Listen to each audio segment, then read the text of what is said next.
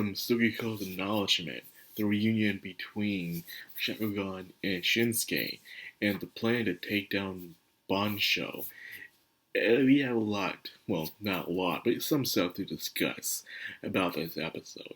So I guess we start off with the shortest one, and that is the Shinsuke and Shakugan reunion. Finally, she wakes up after her long slumber.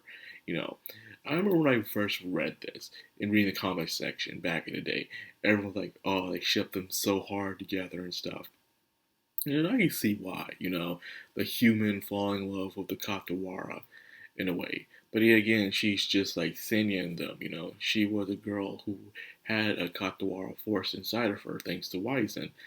Like I said, this dude is literally the Orochimaru of the series. He just went around experimenting on people for the sake of his own research, making tons of misery wherever he went with his fixation of becoming, well, mainly turning the one he loves into a human by turning everyone else into a monster.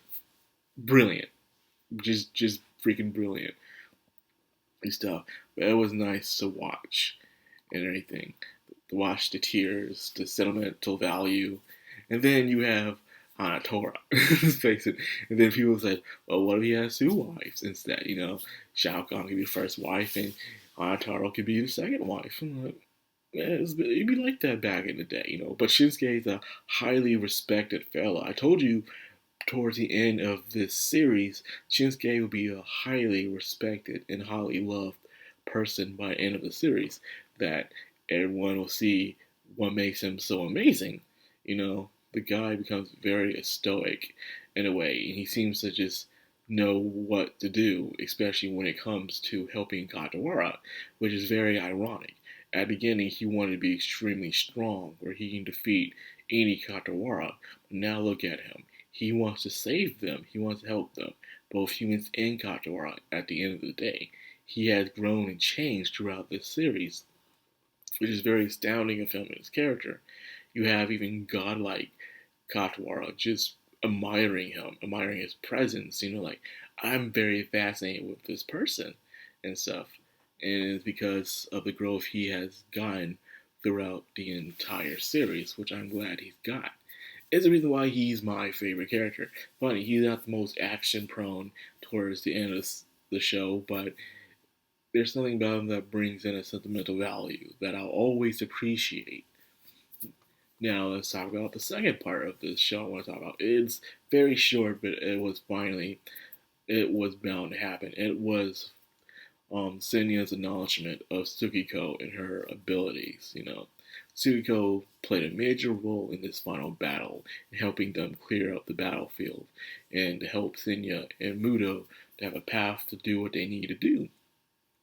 So because of that, Senya finally acknowledges, the entire time, Senya as that one of those main characters where he feels like he has to do everything on his own. There's always two main characters in shonen. There's the one who believes in the value of friendship, headstrong, completely stupid, but wants to fight alongside everybody to make all the friends, like Natsu and Naruto and Luffy. Then every now and then you will get an Ichigo. You'll get those kind of characters, which Senya is, where they're not stupid. They think. They really think. Because they're thinking, they are always concerned. They value their friends, but because of that, they feel like they have to do everything on their own all the time.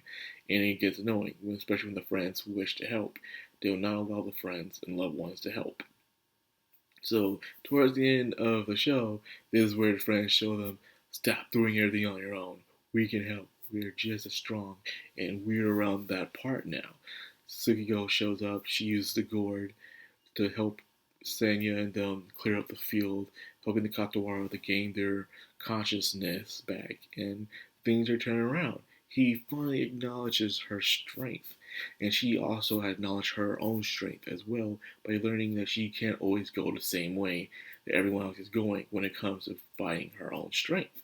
She pretty much is going through the same lesson in a way Shinsuke went through.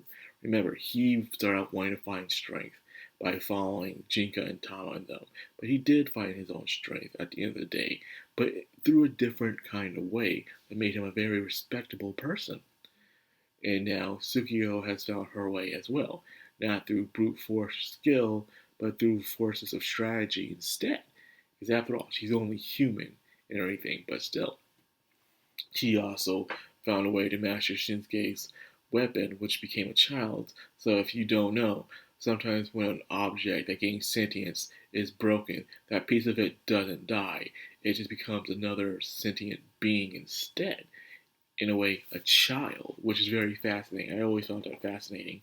But yeah, that's how it usually works when it comes to a sentient object.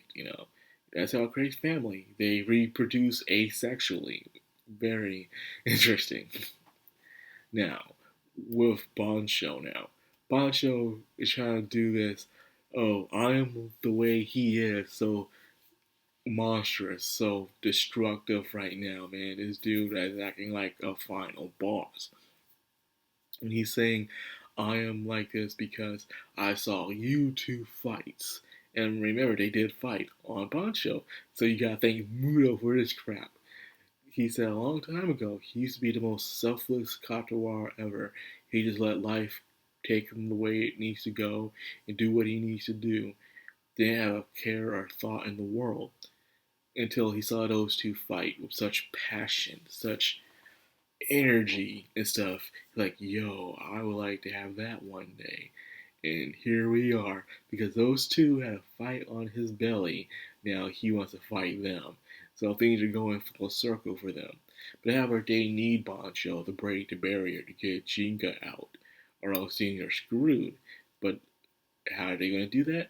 By help of the Katawara they just saved. See things come around, they're all doing it for the sake of Shinsuke, because Shinsuke saved them. And of course, the others did too, but it's all about Shinsuke right now. Let him have his time in the limelight. So, yeah, I wonder how Shakugan feels about this. I bet Shakugan's that character where she's like, wow, so many people respect you, but deep down inside, she always knew that he was a respectable person.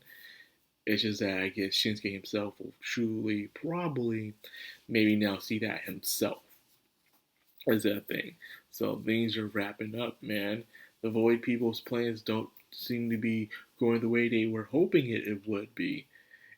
But I guess, I kind of feel sorry for the Void People. I know they are kind of big jerks. We know that. But when you think about it, they said that their home is in danger of being destroyed, and they're doing everything they can to save it. So they're doing even if they have to ruin other people's homes in order to do that. But they weren't truly mischievous villains, as in everything wasn't always going their way. They would have a plan, but sometimes it'll be screwed up by someone. Things are just now going their way, just for a little while when you really think about it. And now they're all being turned upside down. So they're not so good at that. Kind of feel sorry for them. But hey, man, that's what happens when you try to screw up other people's homes and lives.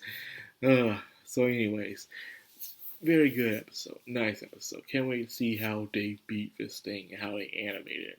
Because, ReZero just got finished wrapping up his first arc and will come back in February.